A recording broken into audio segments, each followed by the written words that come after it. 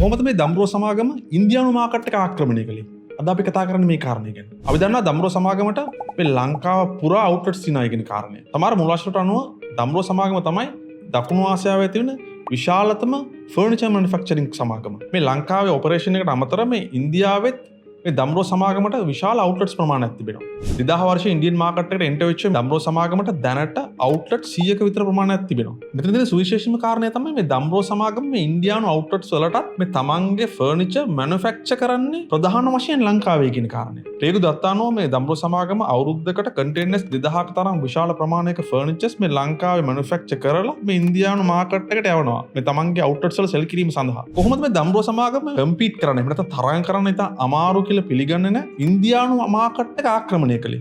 Business Sinhala අපේ මතය අනුව මේකට ප්‍රධානම හේතුව තමයි මේ දම්රෝ සමාගම ඔෆර් කරපු ප්‍රයිස් එක. ඒ කියන්නේ මේ ඉන්දියන් මාකට් එකේ මේ දම්රෝ සමාගම තමන්ගේ ෆර්නිචර්ස් විකුණන ඉතාමත් අඩු ප්‍රයිස් එකකට. අපි හැමදාම දන්නවා මේ ඉන්දියන් මාකට් එකේ කන්සියුමර්ස්ලා ප්‍රයිස් සෙන්සිටිව් කියන කාරණේ. එන්න මේ නිසා මේ දම්රෝ සමාගම අඩු ප්‍රයිස් එකකට ෆර්නිචර්ස් විකුණලා තමයි මේ ඉන්දියන් මාකට් එක කැප්චර් කරගත්තේ. රයිට්. ඔබට තියෙන ප්‍රශ්නේ.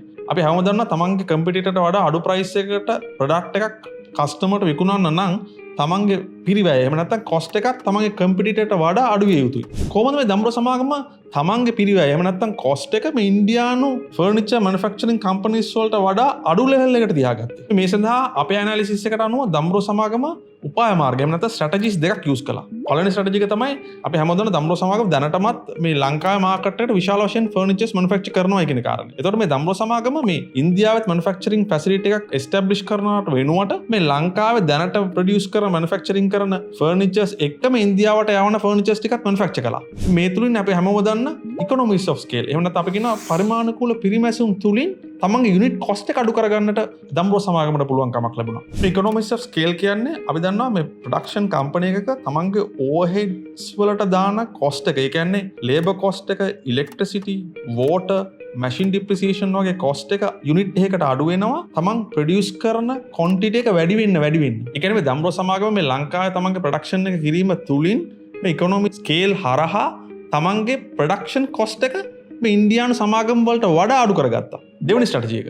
අපි හැමෝම දන්නවා යම්කිසි ප්‍රොඩක්ට් එකක් කන්ට්‍රි එකකින් තව කන්ට්‍රි එකකට එක්ස්පෝර්ට් කරනකොට මේ ඉම්පෝර්ට් කරන කන්ට්‍රි එකේ කස්ටම්ස් ඩියුටි එකක් charge කරනවා. මේ කස්ටම්ස් ඩියුටි එක අය කිරීමේ ප්‍රධාන අරමුණ තමයි මේ පිටරටින් ඉම්පෝර්ට් කරන ප්‍රොඩක්ට් වලට සාපේක්ෂව තමන්ගේ රට තුළ ප්‍රොඩියුස් කරන ප්‍රොඩක්ට් එක ලාභදායී කිරීම. අපි හැමෝම දන්නවා මේ කන්ට්‍රීස් අතර දෙන නිදහස් වෙළඳ ගිවිසුම් තුලින් සිද්ධ වෙන්නේ මේ කන්ට්‍රීස් අතර තිබෙන මේ ඉම්පෝර්ට් ඩියුටි එක නැති කිරීම කියන කාරණය. අපි දන්නවා ලංකාව සහ ඉන්දියාව අතර ප්‍රධාන නිදහස් වෙළඳ ගිවිසුමක් තියෙනවා Sri Lanka India free trade agreement කියලා. එතකොට මේ දම්රෝ එක මේ ලංකාවේ මැනුෆැක්චර් කරලා ඉන්දියානු මාකට් එකට එක්ස්පෝර්ට් කරපු ප්‍රොඩක්ට්ස් අතිබහුතරයක් මේ Sri Lanka India free trade agreement එක හරහා එක්ස්පෝර්ට් කළේ.